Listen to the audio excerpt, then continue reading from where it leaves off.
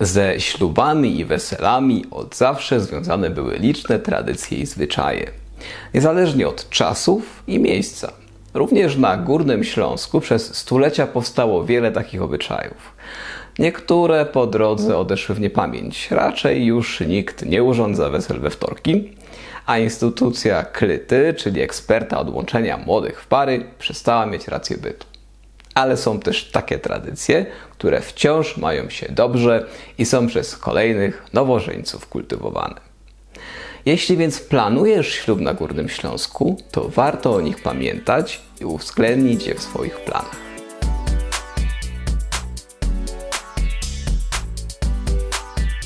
A zatem do rzeczy. Opowiem Ci teraz o 5 zwyczajach weselnych, które wciąż praktykuje się na Górnym Śląsku. 1. Kołocz weselny. Nie ma na Górnym Śląsku weselo bez kołocza. A oto, kery je najlepszy ludzie poradzą się powadzić. Jojerzek z Rudy Śląski i u nas po najlepszy kołocz jeździ się do paniówek, do mryki. Bo taki weselny kołocz to nie ma byle co. Musi być zrobiony na maśle, a nie na margarinie. I taki kołocz z mocą posypki smakuje doprawdy fest dobrze. Oczywiście idzie dostać rozmaite sorty kołocza ze syrem, z makiem, z jabłkiem, co w to lubi. Kołoczem obdarowuje się na kilka dni przed ślubem nie tylko zaproszonych gości, ale też dalszych krewnych, sąsiadów, znajomych. Kołocz zanosi się osobom, które się chce w ten sposób uszanować, ugościć, podzielić się z nimi radością zbliżających się uroczystości.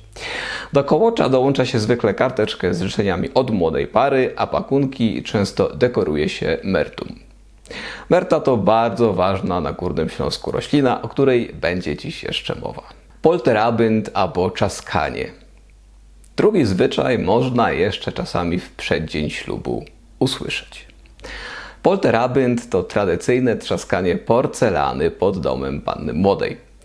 Gromadzone przez tygodnie poprzedzające ślub zapasy tłucze się z wielkim hałasem, aby, zgodnie z wierzeniami, odstraszyć od nowożeńców wszelkie zło. Polterabend to też ostatni test przyszłej pani domu, bo po trzaskaniu następuje zawsze wielkie sprzątanie. Panna młoda na oczach wszystkich zgromadzonych musi wykazać się swoją zręcznością i uprzątnąć cały bałagan. Aczkolwiek dziś już na szczęście w tę pracę angażuje się zwykle również pan młody. No bo tak po prawdzie, kero by chciała takiego pultunia, co ani poschroniać po siebie nie poradzi. Na koniec młodzi państwo częstują czaskających kołoczym i weselną gorzołą. Wonika albo woniaczka. Dawniej każda młoda panna na Śląsku musiała mieć mertowy, czyli mirtowy wieniec na głowie. Zresztą nie tylko na Górnym Śląsku, bo tradycja mertowych wianków sięga starożytności. Do dziś gałązki mertu, czyli mirtu, są także obowiązkowym elementem ślubnych bukietów angielskich księżnych. Wieńce z mertu nosiły na Górnym Śląsku wszystkie młode panny, niezależnie od pochodzenia. Wieńce te suszono potem i często oprawiano w ramki jako ślubną pamiątkę. Pomniejsze mertowe wianuszki przyczepiano także do welonu i sukni. Dzisiaj młode panny nie zakładają już mertowych wionków, ale durś idzie trafić młodych panów, kiedy mają przypnięty mały mertowy bukiecik do ancuga. Tyżech taki miał pora lat temu. Na ten bukiet godo się wońka albo woniaczka. Merta była symbolem czystości, ale też pomyślności.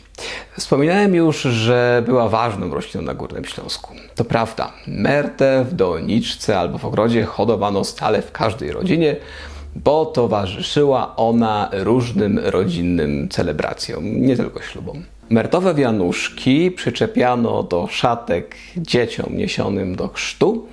Przypinano je także do ubranek komunijnych, bądź zakładano dziewczynkom idącym do komunii na głowę. Zresztą w wielu śląskich domach te tradycje są wciąż żywe. Wróćmy jednak do ślubów. 4. wciąż żywa na Górnym Śląsku tradycja to wykupiny. W dniu ślubu, gdy pan młody przybywa do domu panny młodej, dostęp do niej bywa utrudniony.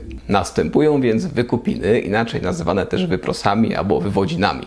Starostowie państwa młodych dobijają targu, a pan młody musi zapłacić za swoją wybrankę. Dopiero wtedy może wejść do domu panny młodej, w którym tradycyjnie następuje błogosławieństwo młodych przez ich rodziców. Ale to jeszcze nie koniec przeszkód. Piąta tradycja to szlabany. Również w drodze do kościoła oraz kościoła na salę weselną młodzi mogą napotkać tzw. bramy albo szlabany, zmyślne konstrukcje, które uniemożliwiają przejście bądź przejazd. Jak się już pewnie domyślocie, przejść bez niej idzie ino, kejsie łot do flaszka gorzoły albo końcy kołocza. A ja by wolał wziąć jako koperta z pieniądzami. Warto podkreślić, że część śląskich zwyczajów weselnych jest zbieżna z tymi obecnymi u innych narodów słowiańskich. W efekcie można je spotkać również na polskich weselach. Ba, niektóre z tych zwyczajów były obecne na terenie dzisiejszych północno-wschodnich Niemiec jeszcze na długo po tym, jak zaprzestano używania tam słowiańskich języków pałapskich. Dajcie znać w komentarzach, jakie śląskie tradycje ślubne są obecne u Was, albo z jakimi innymi się zetknęliście. A jeśli chcesz dowiedzieć się więcej o śląskich zwyczajach i kulturze, a przede wszystkim nauczyć się do porządku gadać po śląsku, to koniecznie sprawdź nasz wideokurs Śląskie Gotki Online. Dzięki naszemu kursowi nauczysz się ponad 2000 najpopularniejszych słów i zwrotów oraz zyskasz dostęp do 100 stron materiałów edukacyjnych oraz ćwiczeń.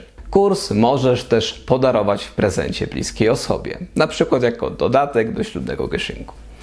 Wejdź na kursgotki.pl i zacznij naukę już dziś.